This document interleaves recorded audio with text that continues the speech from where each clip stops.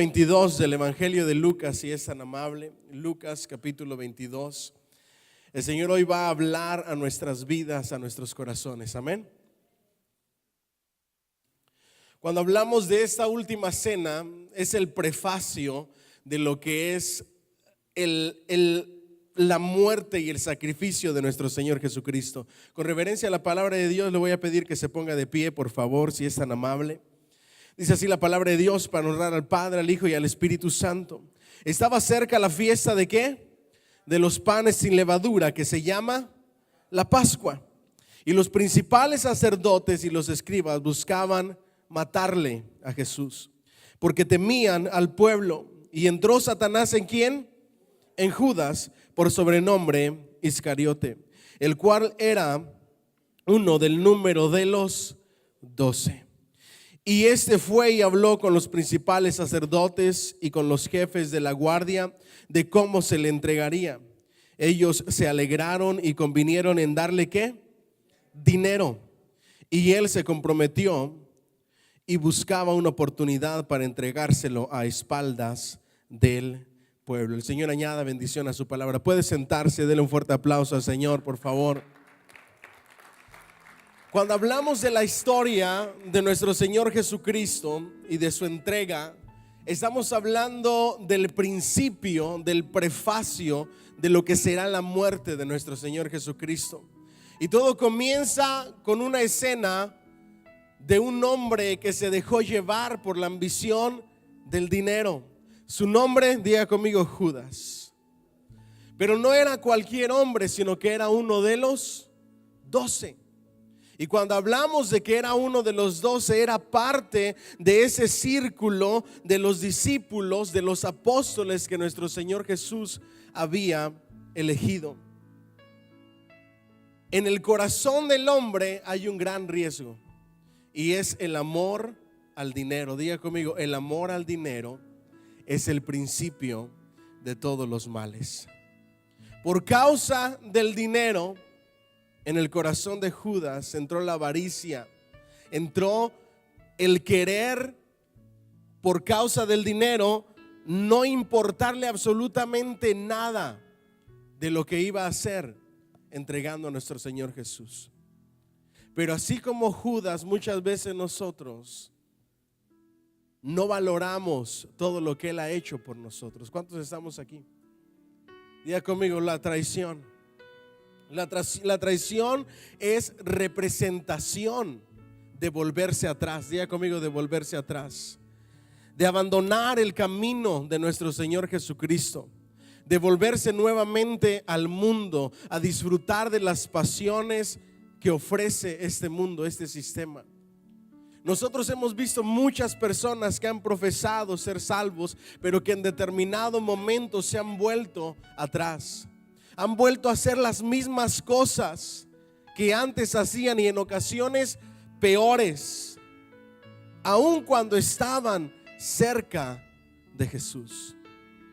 Pero siempre Dios nos da una oportunidad más para que nos arrepintamos, para que le pidamos perdón y para que Él cambie la dirección de nuestro rumbo y nuestro destino. ¿Cuánto le dan un fuerte aplauso al Señor?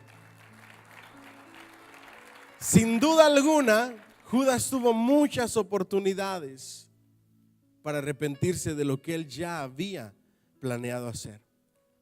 Y por unas cuantas monedas se le adelantó a los escribas y a los sacerdotes, quienes planeaban entregar a Jesús después de la Pascua, ya que todas las personas que habían venido de otras ciudades de fuera de Jerusalén se hubieran ido, entonces es que ellos iban a buscar matarle.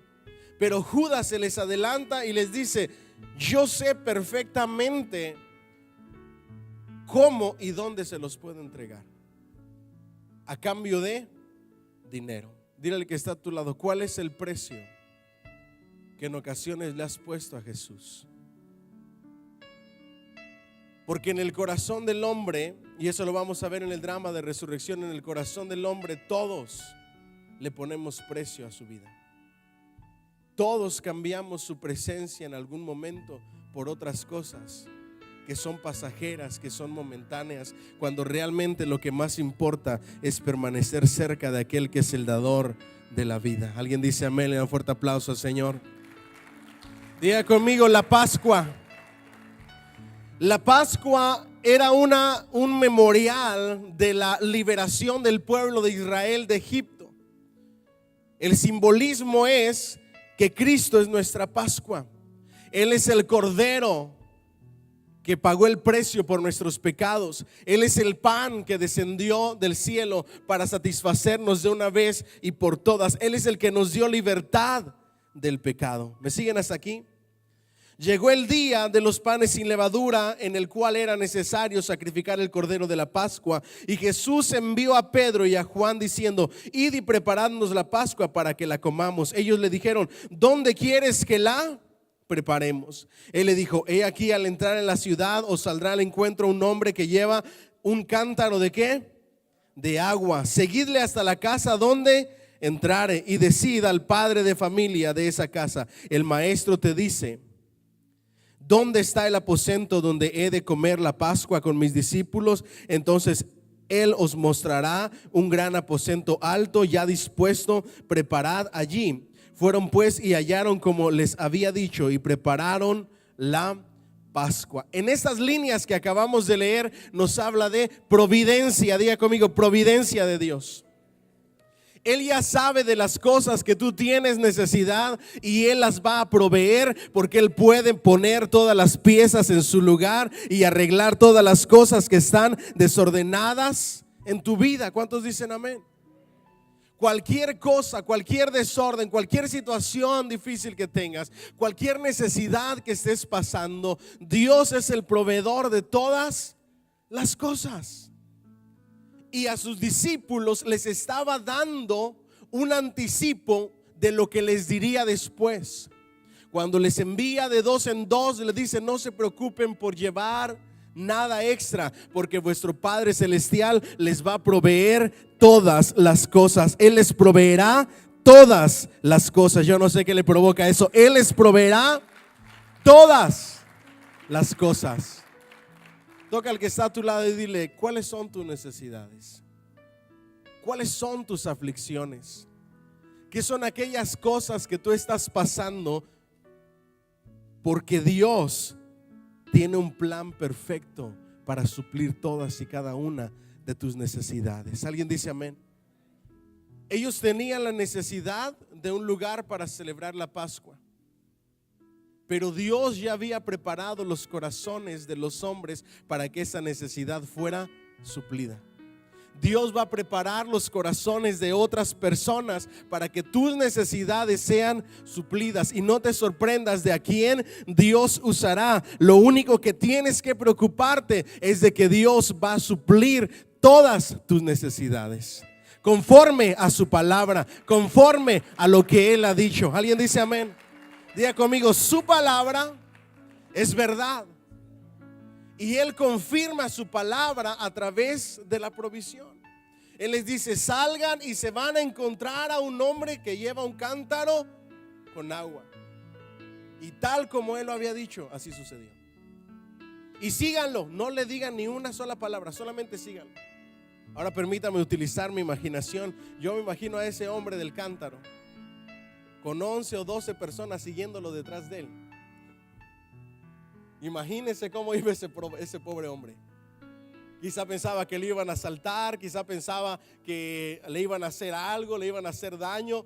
Sabrá Dios qué habría pensado ese pobre hombre y cuál sería la trayectoria hasta llegar a esa casa, hasta ese aposento. El asunto es que el trayecto y lo que sucede en el trayecto, eso es lo que menos importa. Lo que importa es que llegaron a la casa, preguntaron por el jefe de la casa, le dijeron: el maestro quiere que prepares tu aposento. ¿Sabe por qué? Porque Dios lo conoce todo. Diga conmigo: Dios lo conoce todo. ¿Usted cree que Dios no sabe las cosas de las cuales tenemos necesidad? ¿Usted cree que Dios no sabe lo que hay en su casa y lo que hay en su corazón? Dios lo conoce absolutamente todo. Él es el dueño de todas las cosas. Alguien dice amén y da un fuerte aplauso al Señor. Dios lo conoce todo. Y cuando vemos al jefe de la casa, lo único que les hace es: entren, este es el lugar. Y ya tenían el lugar para poder celebrar esta fiesta, donde se hablaría del más grande simbolismo de la historia, que hasta el día de hoy comenzó, o desde ese momento se quedó como ordenanza. ¿Me siguen hasta aquí? Pero dentro de esa cena sucedieron muchas cosas que nuestro Señor Jesucristo comenzó a sufrir. Por eso dentro de la historia de su sacrificio es el prefacio, el comienzo de toda su historia. Comienza esa cena. Jesús, quien lo sabe todo, Él dice que amaba a sus discípulos. Diga conmigo, Él amaba a sus discípulos. El 14, cuando era la hora, se sentó a la mesa y con Él, ¿quiénes?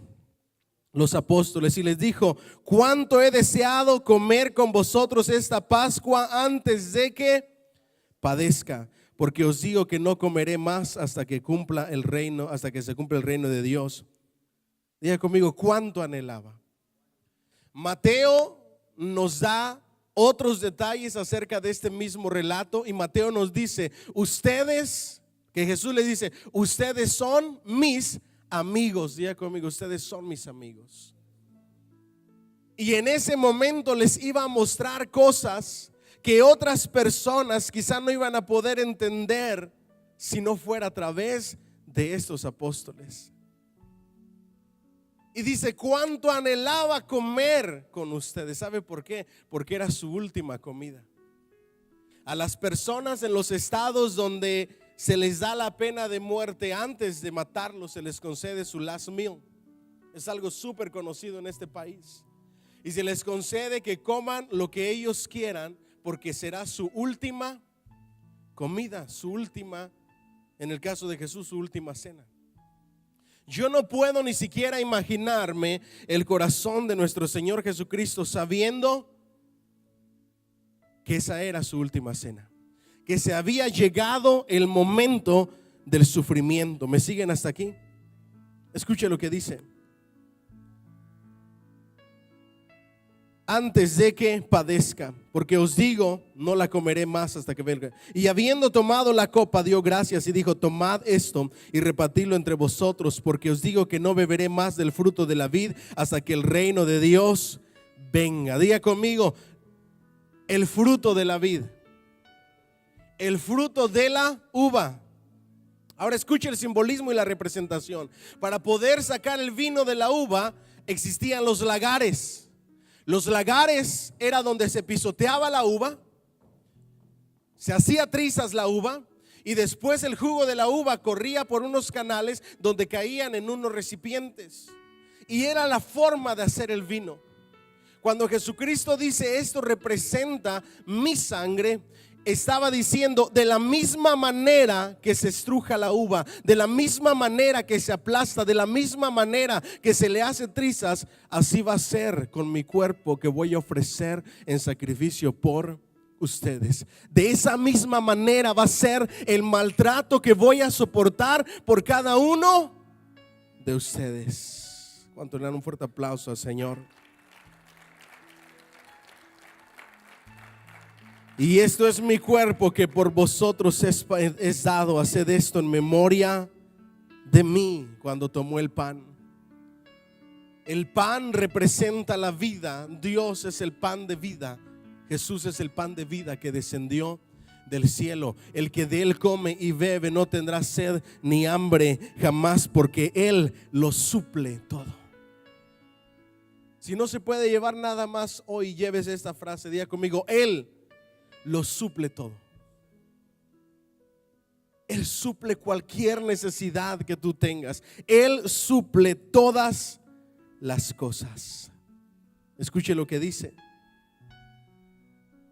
de igual manera, después que hubo cenado, tomó la copa diciendo: esta es la copa en el nuevo pacto en mi sangre, que por vosotros se derrama. Mas he aquí, la mano del que me entrega está conmigo en la mesa. Diga conmigo: ay, Señor. No solamente era la última cena con sus amigos. Las personas a las cuales él amaba, las personas a las que les había dedicado los últimos años de su vida para enseñarles personalmente todo el evangelio y las buenas noticias. Pero dentro de ellos dentro de uno de ellos había entrado Satanás y la ambición del dinero. Y comía con su maestro. Y Jesucristo lo descubre y dice: aquí mismo hay alguien que va a ser el que me entregue. Cuando nosotros analizamos todos los relatos de esta misma porción, nos damos cuenta de que Judas apenas tomó el primer pedazo de pan, lo metió a la salsa, lo comió, inmediatamente se fue. Se fue para reunirse con los escribas y con los sacerdotes, para ponerse de acuerdo cómo y dónde iba a ser el momento de la entrega de nuestro Señor Jesucristo. Diga conmigo: la traición. Durante la vida de nuestro Señor Jesucristo, él había sufrido calumnias, había sufrido humillaciones, había sufrido maltratos, le habían dicho que era Satanás. Todo lo que él sufrió y padeció en su ministerio, lo hizo, diga conmigo, por amor a mí.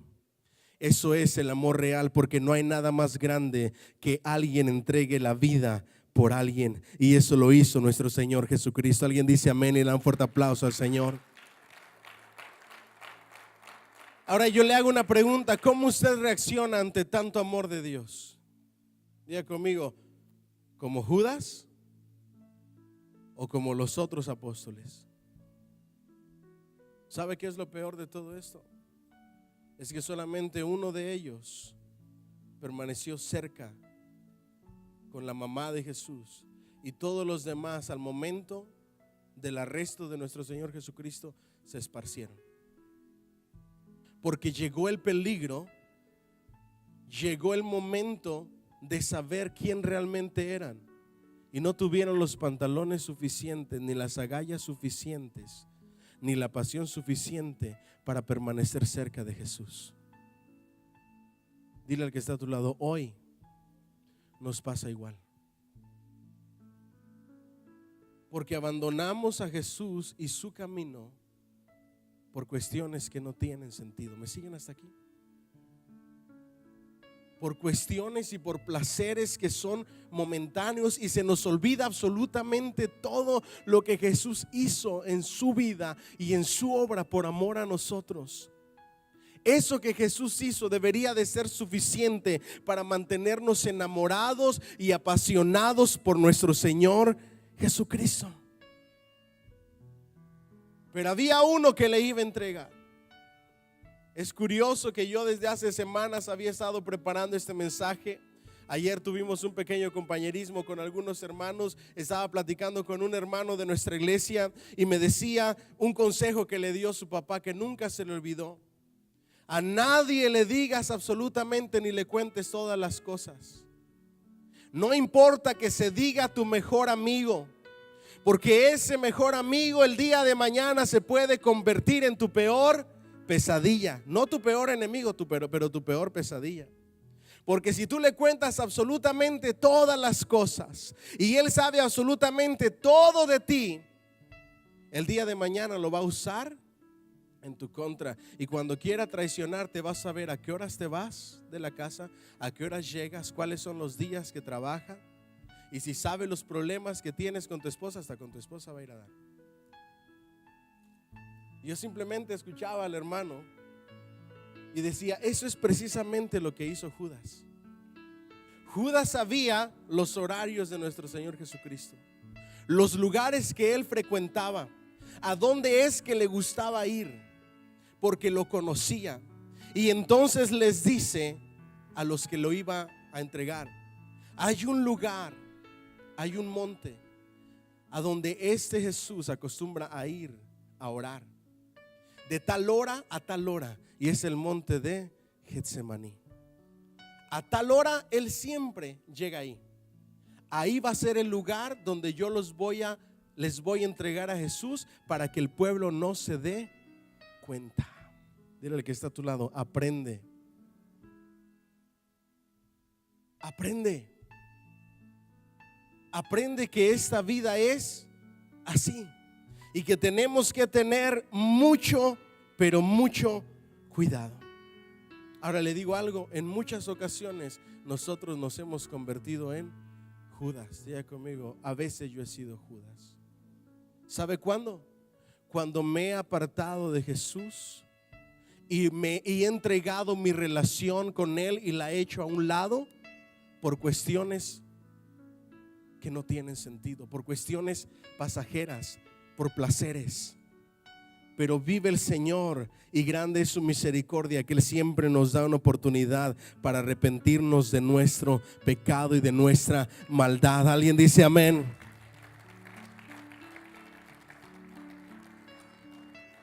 Escuche esto que me parece sorprendente.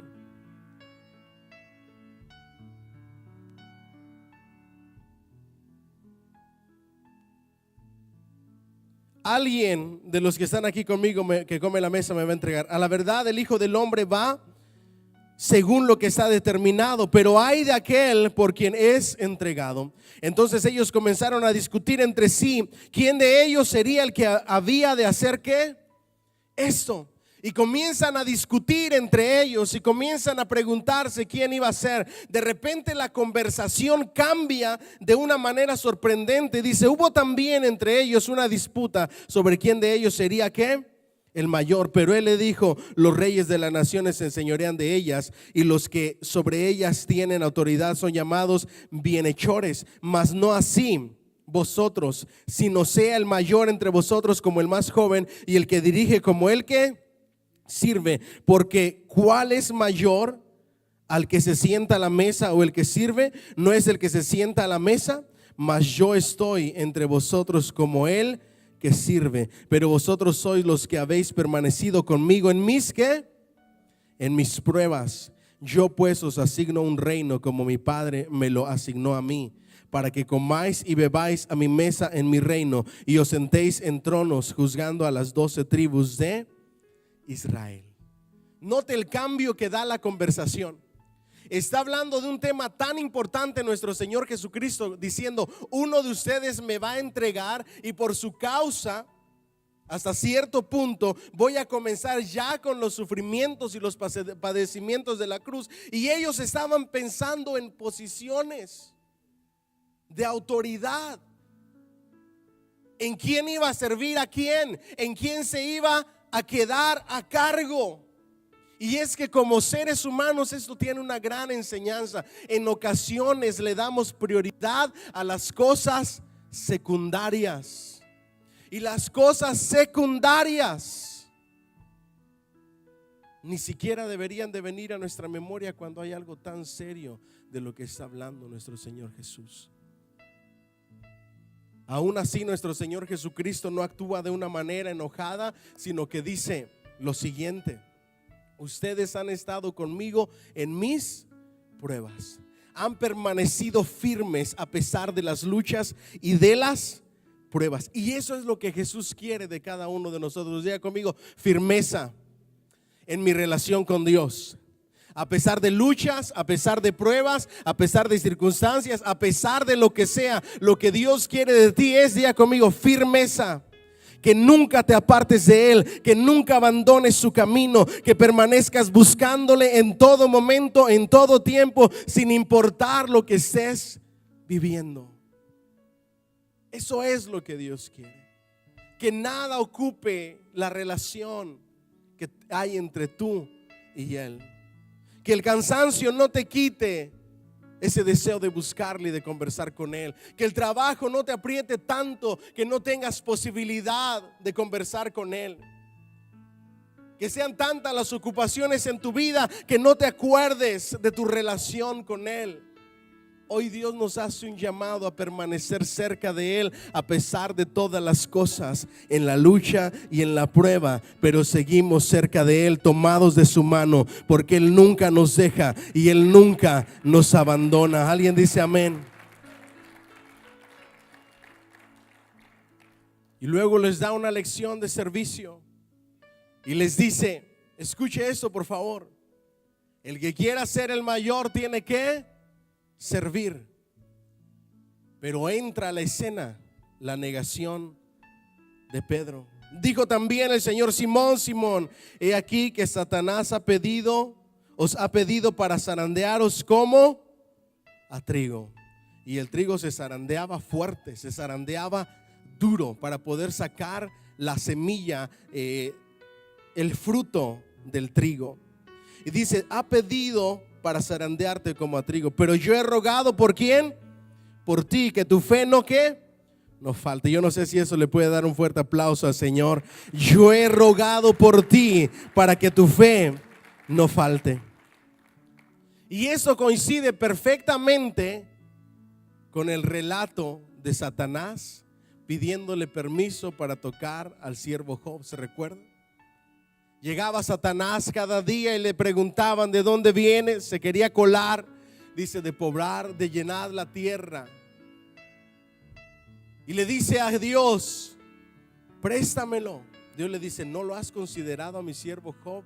Hombre íntegro, esforzado, valiente. Y Dios le da permiso a Satanás para que lo toque, para que toque sus posesiones, para que toque su salud, para que toque las diferentes áreas de su vida, sabiendo Dios que a pesar de todo eso, las circunstancias no determinaban su relación con el Padre.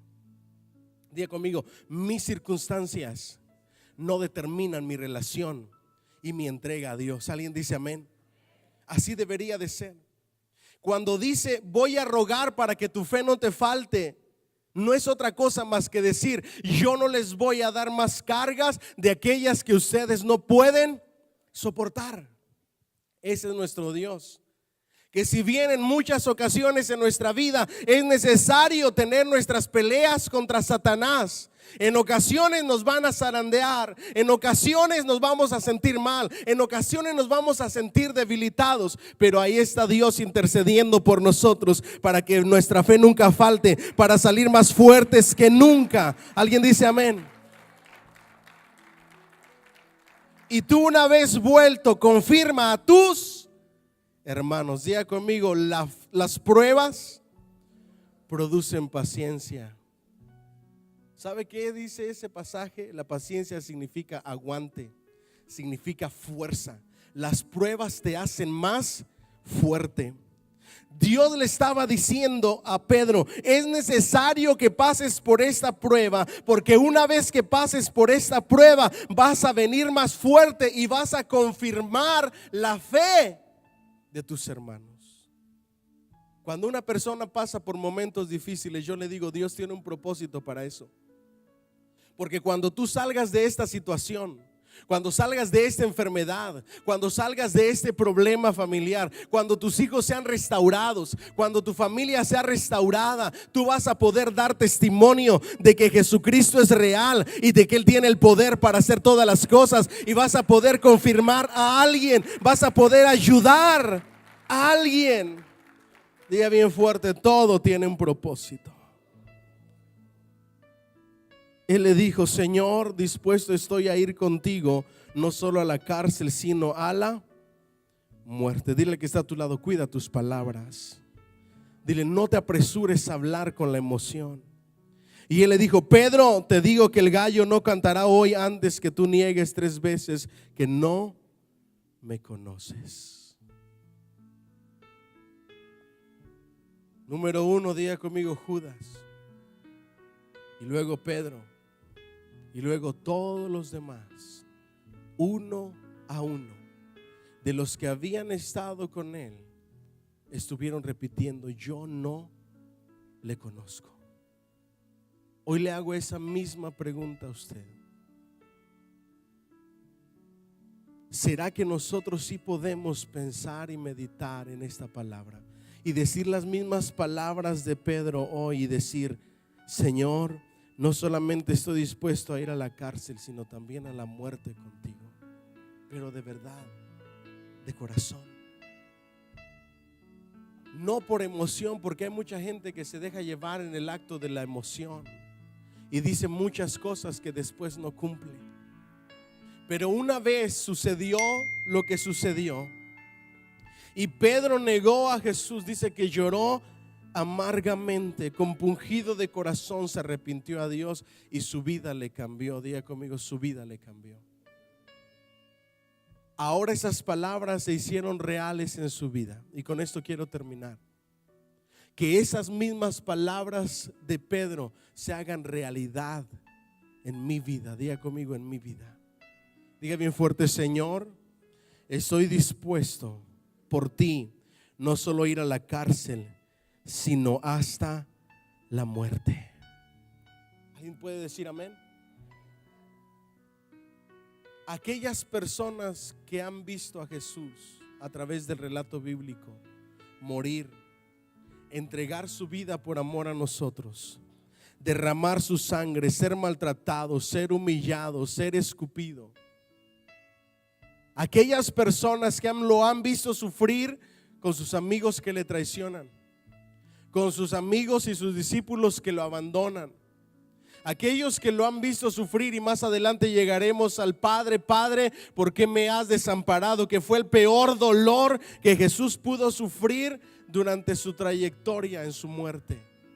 Y todo lo hizo por amor a ti y por amor a mí. Mi pregunta es, al ver ese amor, y como Pedro, al ver ese Jesús resucitado, ¿será que sí podemos entregar nuestra vida entera para Él?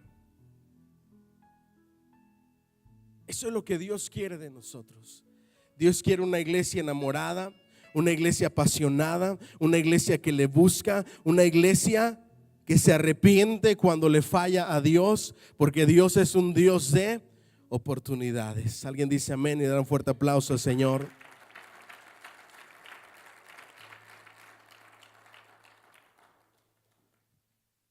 Judas no se arrepintió nunca.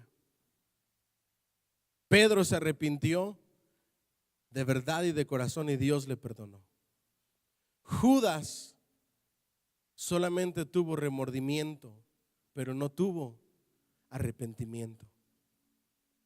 El remordimiento no sirve de nada porque no trae cambios a tu vida, no trae transformación. Tú hoy cometes un error, tienes remordimiento, pero el día de mañana lo vuelves a hacer y lo vuelves a hacer y lo vuelves a hacer, y nunca hay un cambio en tu vida, porque el remordimiento, el sentirse mal por algo que hiciste, no trae cambio. Lo único que trae cambio real y verdadero es el arrepentimiento.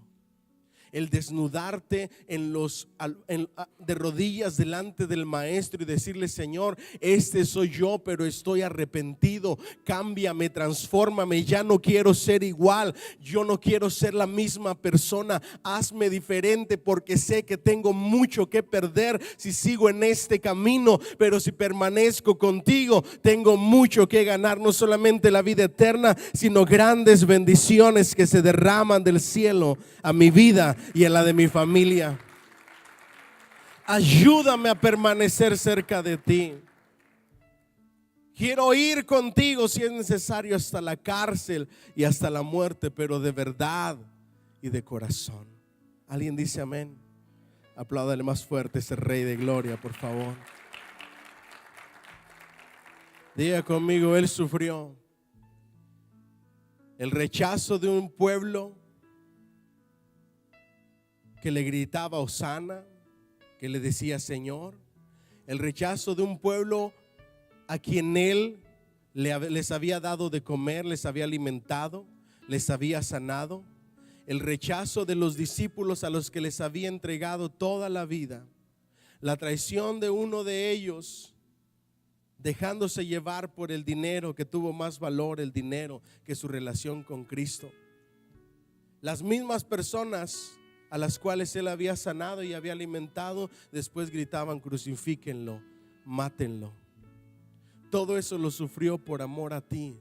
Dile al que está a tu lado que no se repita esa misma historia en tu lucha interna, sino que en tu corazón siempre salga victoriosa tu relación con Cristo, para que nunca, pero nunca te apartes de Él. ¿Alguien dice amén? Apláudale fuerte al Señor, por favor. Aleluya.